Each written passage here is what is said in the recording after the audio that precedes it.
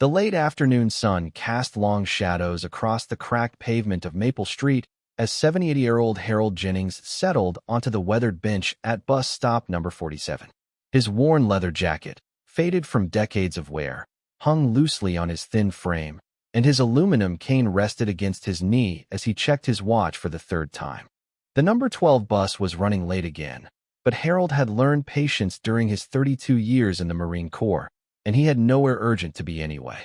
The bus stop sat in front of a small strip mall that had seen better days.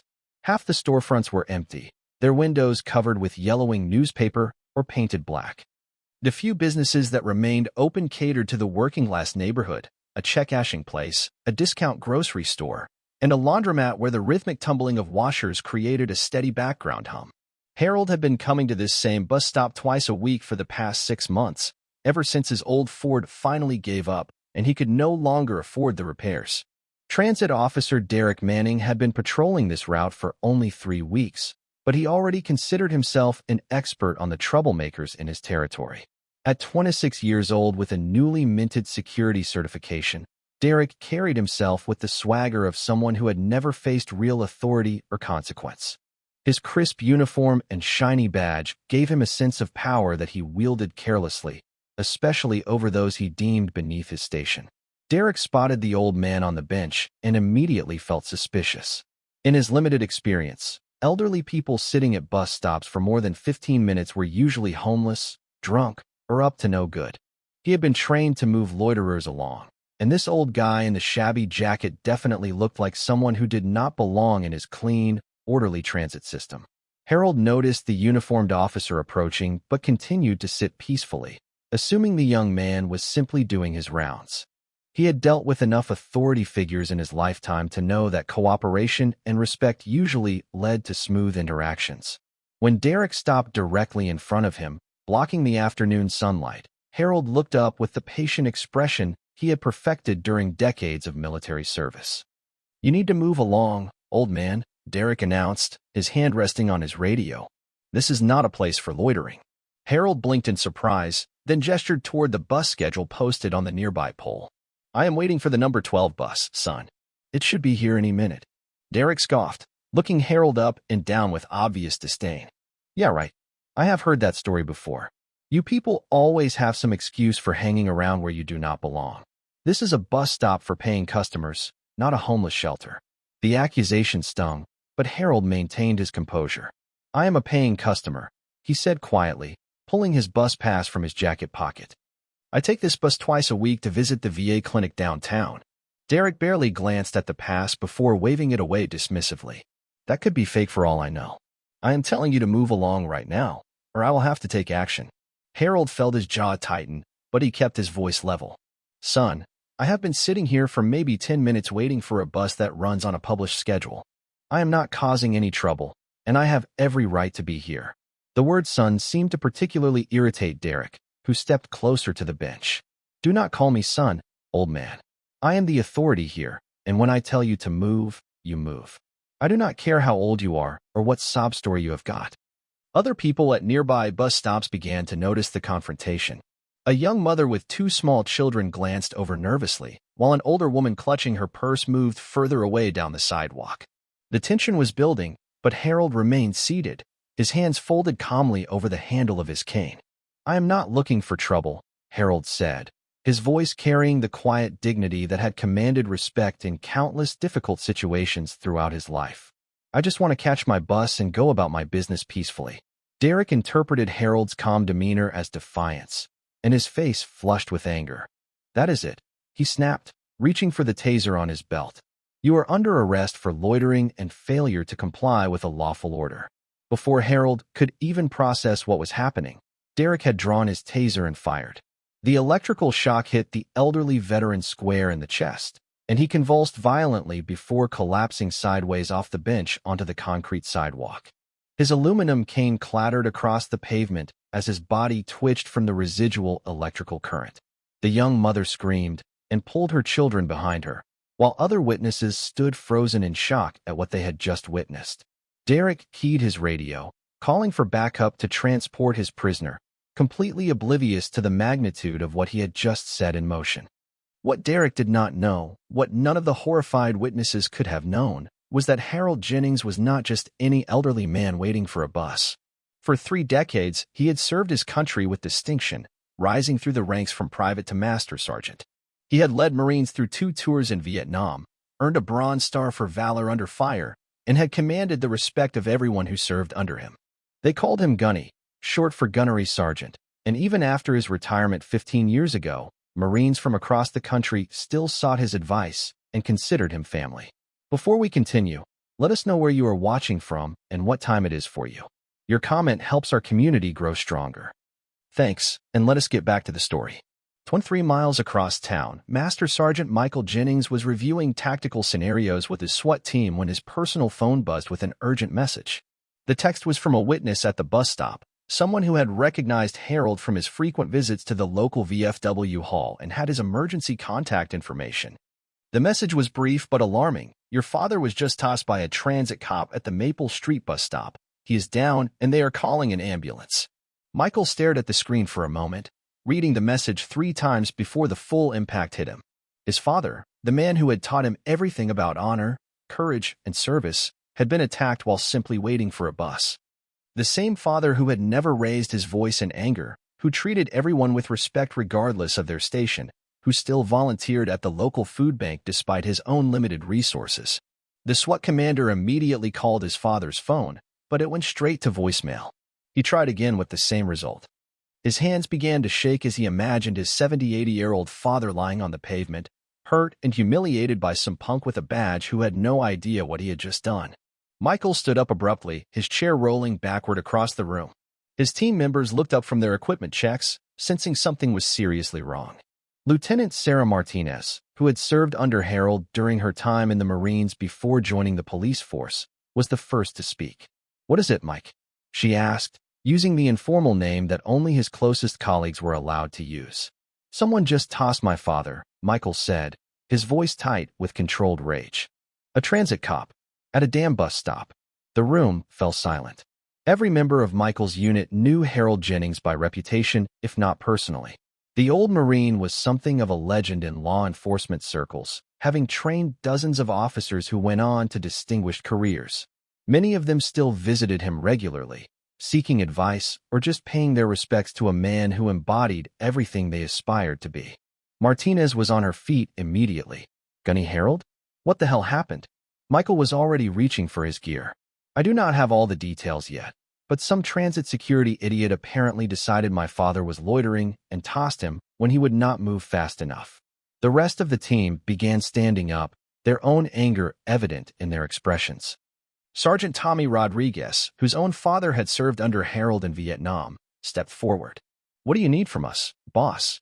Michael looked around the room at his team, these men and women who had become his second family through years of dangerous operations and shared trust. He saw the same protective fury in their eyes that he felt burning in his own chest. His father had always taught him that Marines take care of their own, and that principle extended far beyond active duty. "You're up," Michael said simply. "We are going to make sure my father gets the respect he deserves." Word spread quickly through the law enforcement community via radio channels and text messages. Harold Jennings had been attacked, and everyone who knew him felt personally insulted by the injustice. Within minutes, patrol cars began changing course toward Maple Street, not because they had been officially dispatched, but because they could not stand the thought of Gunny Harold being treated with such disrespect. Detective James Morrison, who had learned tactical shooting from Harold 20 years earlier, was in his unmarked car when he heard the news. He immediately called his partner, Detective Lisa Chin, who was finishing up paperwork at headquarters. "Lisa, drop whatever you are doing and meet me at Maple Street," he said without preamble. Someone attacked Gunny Harold. Lisa did not need any additional explanation. Harold had been like a grandfather to her during her rookie years, always available with patient advice when she faced difficult cases or personal struggles. The idea that someone had used a taser on the gentle old Marine made her physically sick with anger. Meanwhile, back at the bus stop, paramedics had arrived and were checking Harold's vital signs while Derek stood nearby, filling out incident reports with obvious satisfaction. He had no idea that every law enforcement officer within a 30-mile radius was converging on his location, driven by a collective sense of outrage that transcended departmental boundaries and jurisdictional limitations. The paramedic, a former Navy corpsman named Rodriguez who immediately recognized Harold from community events, was gentle as he helped the elderly veteran sit up on the stretcher. "How are you feeling, Gunny?" he asked quietly, using the title of respect that Harold had earned through decades of service. "I have been better, son," Harold replied with a weak smile, still trying to process what had happened to him. His chest ached where the taser probes had hit, and his pride was wounded more than his body. In all his years of military service, including combat tours in hostile territory, he had never been treated with such casual disrespect by someone wearing an American uniform. Derek overheard the exchange and rolled his eyes. "Oh great, another one buying into his act," he muttered to his supervisor, who had arrived to review the incident report. "This guy probably never served a day in his life, but everyone wants to treat him like some kind of hero." The supervisor, Captain Williams, was a veteran himself and had been growing increasingly uncomfortable with Derek's attitude and actions since arriving on scene. Something about the old man's quiet dignity and the way other people reacted to him suggested there was more to this story than Derek understood. "Officer Manning," Captain Williams said carefully, "are you certain this man was actually loitering? I see a bus schedule right there, and witnesses say he had been waiting for less than 15 minutes. Derek shrugged dismissively. "He was being uncooperative and refused to follow my lawful orders. Age does not give anyone the right to ignore authority." What Captain Williams did not tell Derek was that he had already received 3 phone calls from high-ranking police officials asking about the incident involving Harold Jennings. The name had immediately been recognized by everyone in the regional law enforcement community, and word was spreading that this was not just any elderly man who had been tossed. The first SWAT vehicles began arriving within 20 minutes of the initial incident. Michael's team came in 3 black SUVs, their emergency lights flashing, but sirens silent out of respect for the residential neighborhood. Behind them came patrol cars from multiple jurisdictions, detective vehicles, and even an off-duty fire truck whose crew had heard about the situation over their scanner. Derek watched the arrival of the convoy with growing confusion and alarm. This was far more response than his simple arrest should have warranted, and the grim expressions on the approaching officers suggested he had made some kind of serious mistake. He began to feel the first stirrings of real anxiety as he realized that every single law enforcement officer emerging from those vehicles was looking at him with barely controlled hostility. Michael Jennings stepped out of the lead SWAT vehicle and immediately scanned the scene until his eyes found his father sitting on the ambulance stretcher.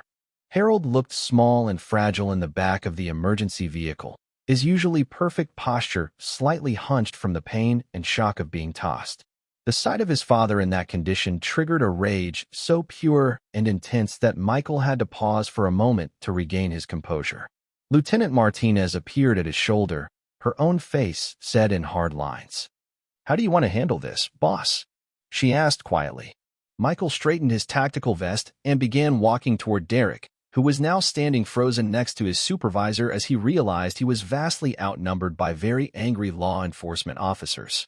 The SWAT commander had dealt with Dongay, Rouse criminals, armed suspects, and life-threatening situations throughout his career, but he had never felt the cold, controlled fury that was driving him now. "You are Officer Manning?" Michael asked, his voice carrying the unmistakable authority of someone accustomed to being obeyed without question. Derek nodded nervously, suddenly aware that his earlier confidence had evaporated completely. "Yes, sir. I was just doing my job, enforcing transit regulations." Michael stopped directly in front of the younger officer, close enough that Derek could see the barely restrained anger in his eyes. "Your job was to tase a 70-80-year-old man who was waiting for a bus?" The question hung in the air like a challenge, and Derek felt sweat beginning to form on his forehead despite the cool afternoon temperature. He looked around desperately for support, but Captain Williams had stepped back to give the SWAT commander room to work, and every other officer present was clearly on Harold's side. "He was loitering and refused to comply with my orders," Derek said weakly, his earlier arrogance completely gone. Michael stepped even closer, his voice dropping to a whisper that somehow carried more menace than any shout could have. "That man you tossed is my father. He is also Master Sergeant Harold Jennings, United States Marine Corps, retired." He served 3 combat tours, earned a Bronze Star for valor, and spent 32 years defending the freedom that allows punks like you to wear a uniform you have not earned the right to disgrace. The blood drained from Derek's face as the full magnitude of his mistake began to dawn on him. He looked over at Harold, seeing him now not as a homeless troublemaker, but as the distinguished veteran he actually was. The old man's bearing, his quiet dignity even in the face of injustice, suddenly made perfect sense. But Michael was not finished. For the past 15 years since his retirement, my father has volunteered his time training young officers, teaching them about honor, respect, and what it actually means to serve and protect. He has probably trained half the cops in this city, including some of the people standing right here who are wondering how they are going to explain to their kids that they work in the same profession as someone who attacks elderly veterans. Lieutenant Martinez stepped forward, her own voice cutting through the afternoon air like a blade. Gunny Harold taught me how to shoot, how to think tactically, and how to treat every person with dignity regardless of their circumstances. He never asked for anything in return except that we remember what our oath actually means. One by one, other officers began speaking up, each adding their own testimony about Harold's character and service.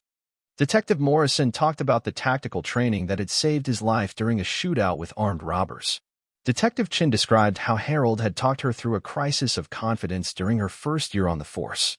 Even the paramedic treating Harold added his voice, explaining how the old Marine had helped him adjust to civilian life after his own military service ended. Derek stood in the center of this growing circle of testimony, realizing that he had not just attacked an individual, but had insulted an entire community of people who considered Harold Jennings family. His earlier confidence had been replaced by a sick feeling in his stomach as he understood that his career was probably over and his reputation would never recover from this moment. Captain Williams finally stepped forward, his own voice heavy with disappointment and anger. "Officer Manning, you are suspended pending a full investigation into this incident. Your badge and weapon now." Derek fumbled with his equipment, his hands shaking as he removed his badge and service weapon. The symbolic act of being disarmed in front of so many fellow law enforcement officers was humiliating, but he knew it was only the beginning of the consequences he would face. Michael turned away from Derek and walked over to the ambulance where his father was still being treated. Harold looked up as his son approached, and despite everything that had happened, managed a small smile. "Hey, Dad," Michael said softly, his voice completely different now than it had been during his confrontation with Derek. "How are you feeling?" "I have been better, son," Harold replied, the same answer he had given the paramedic. "But I am more embarrassed than hurt. All this fuss over one ignorant kid with a badge." Michael shook his head firmly. "Dad, this is not about one kid. This is about respect and standing up for what is right. You taught me that a long time ago." Harold looked around at all the law enforcement officers who had responded to support him, many of whom he recognized as former students or colleagues. The sight of so many good people rallying to his defense was both humbling and deeply moving. In all his years of service, he had never needed rescuing, but knowing that his extended family would come when called filled him with a pride that had nothing to do with ego and everything to do with the bonds forged through shared service and mutual respect. The paramedic finished his examination and declared that Harold was stable and did not require hospitalization, though he recommended follow-up care with his regular physician. As the medical team prepared to leave, Michael helped his father stand up from the stretcher, noting how the old Marine immediately straightened his shoulders and regained his natural bearing despite the ordeal he had just endured. Captain Williams approached them both, his expression serious but respectful. "Master Sergeant Jennings, I want to personally apologize for what happened here today. Officer Manning's actions do not represent the values of our department or the law enforcement community." Harold nodded graciously, extending his hand to shake with the captain. "I appreciate that, son. I know good officers when I see them, and this young man was clearly an exception rather than the rule." The captain continued, "I also want you to know that we will be implementing additional training requirements for all transit security personnel, with particular emphasis on recognizing and respecting our veteran community. What happened here today will never happen again on my watch."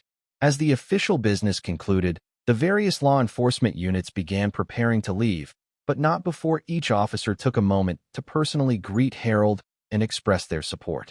The impromptu gathering had become something of a reunion, with former students and colleagues sharing stories and catching up with the man who had influenced so many of their careers. Detective Morrison clasped Harold's hand warmly. "Gunny, you still owe me that fishing trip you promised 3 years ago." Harold chuckled, the first genuine laugh he had managed since the incident began. "Well, I guess I have some free time now that I know the bus system around here needs some work." Lieutenant Martinez hugged the old Marine gently, careful not to aggravate any soreness from the taser incident. "You call me if you need anything, anything at all. And I mean that." As the crowd began to disperse, Michael walked his father over to his personal vehicle, having decided that Harold had endured enough public transportation excitement for one day. The elderly veteran moved slowly but steadily, his natural dignity reasserting itself now that justice had been served and respect had been restored. Derek Manning, meanwhile, sat in Captain Williams' vehicle filling out termination paperwork and wondering how he would explain to his family that his law enforcement career had ended before it had really begun. The incident would follow him for the rest of his life, a permanent reminder that authority without wisdom is tyranny, and that every person deserves to be treated with basic human dignity regardless of their appearance or circumstances. The bus that Harold had been waiting for finally arrived 45 minutes late, completely unaware of the drama that had unfolded at the stop. The driver noticed the unusual number of emergency vehicles in the area, but had no idea that his delayed schedule had been the catalyst for a confrontation that would be remembered throughout the law enforcement community for years to come. As Michael drove his father home, Harold reflected on the afternoon's events with the philosophical perspective that comes from decades of experience with both the best and worst of human nature. He was hurt and disappointed by Derek's actions, but he was also deeply moved by the overwhelming response from his extended family of law enforcement officers who had rallied to his defense. "Son," Harold said as they pulled into his driveway, "I want you to know how proud I am of the way you handled that situation today. You could have let anger take control, but you chose justice instead." Michael helped his father out of the car and up the front steps to his small but well-maintained house. "I learned from the best, Dad. You always taught me that real strength comes from knowing when to fight and when to show mercy." That evening, the story of what had happened at the Maple Street bus stop spread throughout the veteran and law enforcement communities via social media, word of mouth, and official channels. Harold Jennings became something of a local celebrity overnight, though he remained characteristically humble about the attention. The incident also sparked broader conversations about respect for elderly veterans, proper training for security personnel, and the importance of treating every citizen with dignity regardless of their appearance or perceived status. Several local organizations reached out to Harold, offering support and asking him to share his story as part of educational programs for young law enforcement officers. Derek Manning's brief career in transit security became a cautionary tale told in police academies and training programs across the region. His failure to recognize Harold's true worth and his rush to use force against an elderly man who posed no threat served as a powerful example of what happens when authority is exercised without wisdom, compassion, or respect for the people being served. Captain Williams followed through on his promise to implement additional training requirements, bringing in Harold himself to speak to new security personnel about the veteran community and the importance of treating every citizen with dignity. The old Marine's quiet wisdom and gentle manner made a lasting impression on everyone who heard him speak, and complaints against transit security officers dropped significantly in the months following the incident. Michael returned to his duties as a SWAT commander with renewed appreciation for the values his father had instilled in him throughout his life. The respect and loyalty shown by his team during the crisis reinforced his belief that good leadership is about serving others rather than wielding power, and he made sure to pass those lessons on to the younger officers under his command. Harold resumed his twice-weekly bus trips to the VA clinic, but now he was recognized and warmly greeted by transit employees who had heard his story. The simple act of waiting for public transportation, which had once been anonymous and routine, became an opportunity for positive interactions with people who understood and appreciated his service to the country. The Bronze Star that Harold had earned for valor in Vietnam remained in a small display case in his living room, along with other memorials from his military service. But the real measure of his legacy was not in the medals he had earned or the rank he had achieved, but in the character of the men and women he had influenced throughout his life and career. The response to his moment of crisis had demonstrated that respect, once truly earned, creates bonds that transcend time, distance, and circumstance. In the end, what had begun as a simple case of mistaken identity and abuse of authority had become a powerful reminder that heroes often walk among you. S.W.A.T recognized that true strength comes from service rather than dominance, and that a community united by shared values can deliver swift and decisive justice when one of their own is threatened or disrespected. Harold Jennings had spent his entire adult life serving others, and when he needed it most, that service was returned to him with interest by the extended family he had created through decades of quiet leadership and unwavering integrity.